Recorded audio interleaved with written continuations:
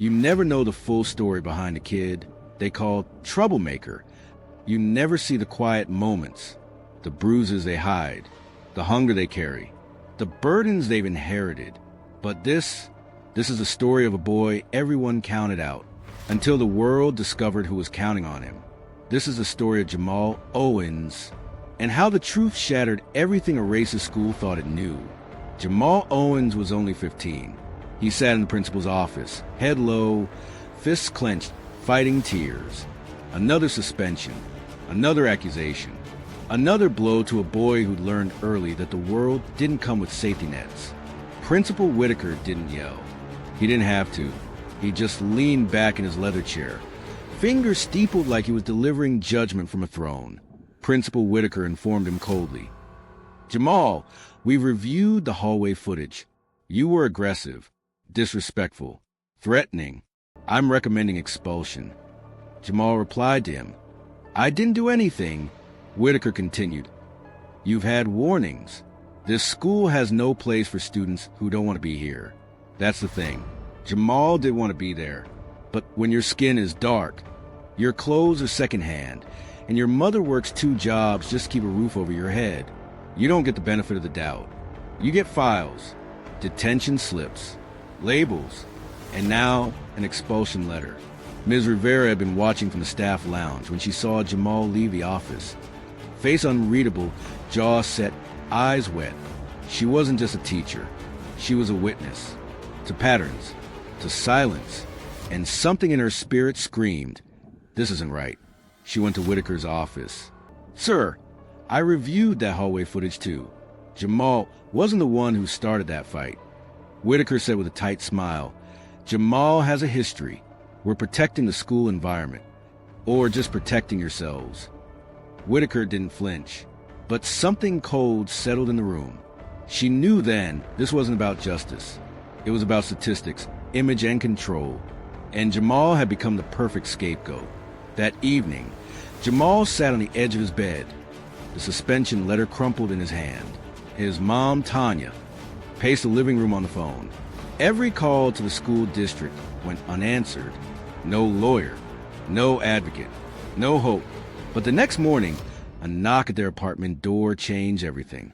A tall woman in full military dress uniform stood in the hallway, broad shoulders, silver insignia, and eyes like steel. "Is this the Owens residence?" Tanya responded, "Yes." The woman extended a hand.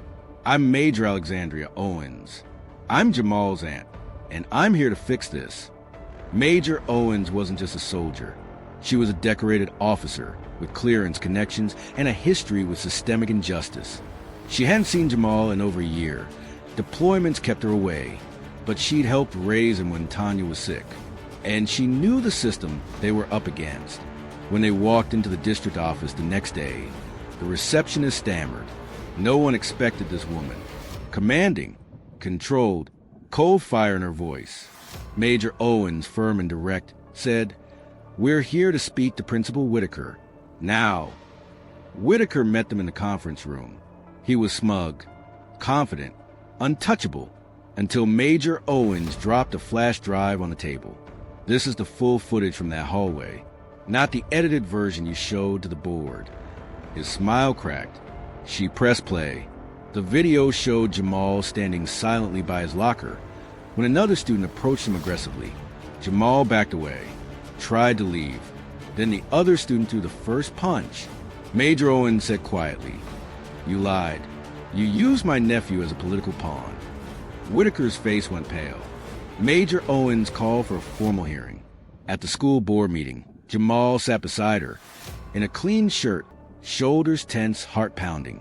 Whitaker stood before the room, deflecting, until Ms. Rivera stepped up. She cleared her throat, looked directly at the board.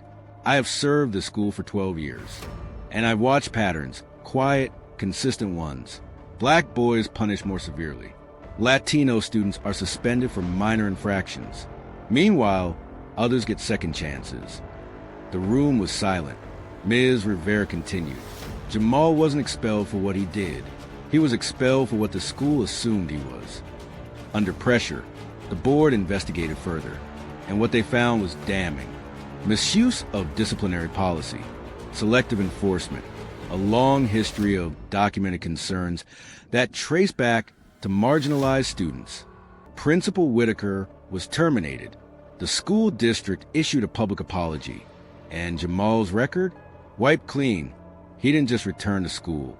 He returned with dignity. He joined the debate team. He spoke at youth forums. He started mentoring younger kids who were walking the same hard road he once did.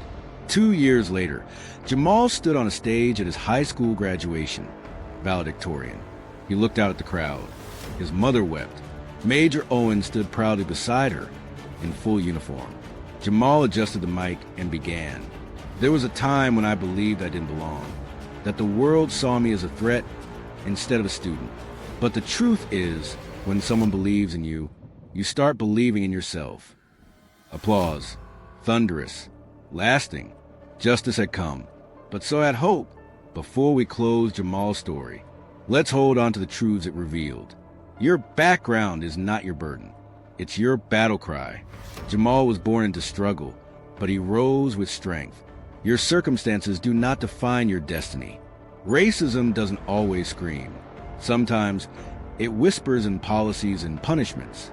Justice begins when we name those whispers and break their silence. One brave adult can change everything. Ms. Rivera could have stayed quiet, but she stood up and helped rewrite a boy's future. The right person doesn't fight for you. They fight with you. Major Owens didn't rescue Jamal.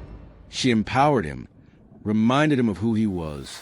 Truth always rises, even when buried, even when denied.